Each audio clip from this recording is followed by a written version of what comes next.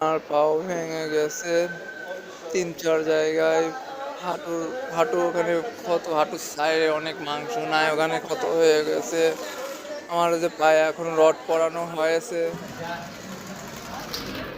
Rod পরানো হয়েছে, শুধু একটা পাই ভেঙেছে, আর সব কিছুই পাও হাত সব ঠিক আছে আলহামদুলিল্লাহ।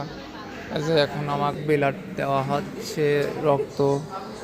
ওটি আজকে অপারেশনও করার কথা ছিল, কিন্তু অপারেশন করতে যায় ওই ব্লাডের থেকে মানে ক্ষত থেকে খারাপ রক্ত বাড়ানোর জন্য আজকে অপারেশন হলো না।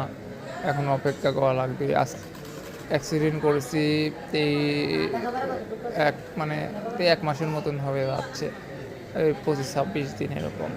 আর এই যে পঙ্গু হসপিটালে এখন আমি আছি, এখন এখানে আছি। শরীর টরীর খারাপ, সবাই আমার জন্য দোয়া টোয়া করবেন আর সাপোর্ট করবেন, একটু লাইক কমেন্ট করবেন, এইটুকুই আশা করি।